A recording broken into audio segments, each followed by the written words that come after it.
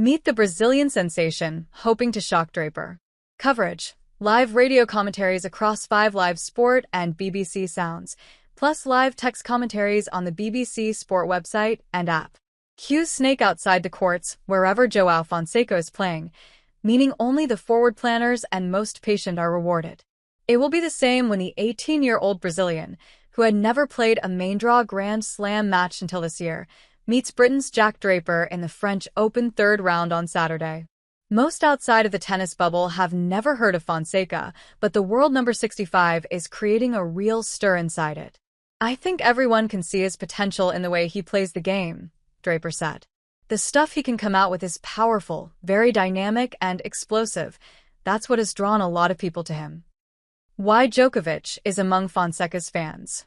Fonseca had already captured the locker room's attention when he won the ATP Next Gen title, the end-of-season finals contested by players under the age of 21 last year.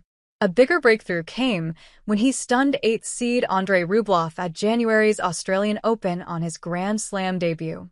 And in Melbourne, 24-time major champion Novak Djokovic revealed he was already a fan of Fonseca. "He's got the goods, definitely," Djokovic said. Less than a month later, Fonseca landed the biggest title of his career at an ATP 250 event in Buenos Aires. However, a run of just 4 wins in 9 ATP Tour-level matches, including a 6-4, 6-0 defeat by Draper at Indian Wells, has tempered expectations.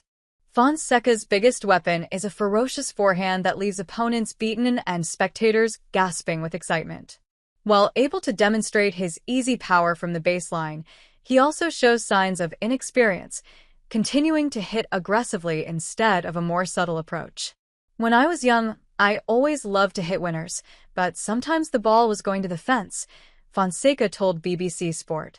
"All the time, I just wanted to hit winners. Then I started improving and being more patient. I was not patient when I was 13. When I was older, I started understanding the time to go for the shots, but the forehand is a natural thing." Brazil's great hope to end Grand Slam drought.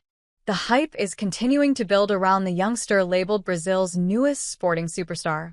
Football icons Ronaldo and Neymar have sent congratulatory messages, while primetime Brazilian chat shows are desperate to have Fonseca on the sofa, an offer so far resisted by his representatives. A carnival atmosphere led by thousands of Brazilians has followed Fonseca this year from Melbourne to Miami, and in his hometown of Rio de Janeiro. People were constantly yelling and following him. "We had to find ways to get him through the back door of the club," Rio Open Tournament director Luis Carvalho told BBC Sport. "He could no longer do the normal route and mix with the crowd. We needed different logistics to protect him. We have never had so many requests from government officials and celebrities for tickets. That shows he is a kid who can change the future of the sport in Brazil." For some young players, the attention might be overawing. But Fonseca, who comes across shy and softly spoken in interviews, is embracing it. "I just love it. I love to represent Brazil and carry the flag," he said. "It is very adorable from them to keep following me. Wherever I go, there are Brazilians supporting me. When I'm going higher in the rankings, there are even more people coming." Fonseca's rise has already led to Brazilian dreams of finally producing another Grand Slam champion. Only 2 players from the South American nation, Maria Bueno and Gustavo Kuerten, have won major singles titles. Kuerten was the last Brazilian man to win a singles Grand Slam, claiming his 3rd French Open title in 2001. "We invest so much emotion in Fonseca because of what Gustavo did in the past, and now João is our hope," Brazilian Luis Gustavo told BBC Sport at the Madrid Open. "We are trusting him to become the new number 1 and a Grand Slam winner. We miss Guga so much." Things changed fast in the pandemic. Unlike some of Brazil's sporting superstars, Fonseca's story is not one of humble beginnings in the Rio favelas. Fonseca grew up in a wealthy family and started playing tennis at the Rio de Janeiro Country Club, one of Brazil's most exclusive private venues. His father, Cristiano, is a businessman who founded his own hedge fund company, while mother Roberta was a junior volleyball player who moved into sports event management. "For me, tennis started as a hobby when I was 10 or 11, Fonseca said. Things got more serious when I was 12 and I changed my coach and school.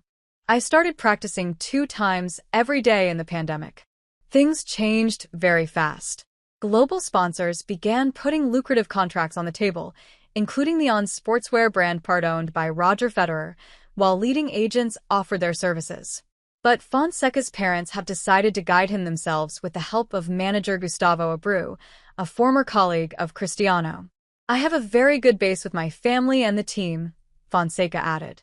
They help me keep my feet on the ground and focus on my routine. They know what I need to do to improve my game and personality.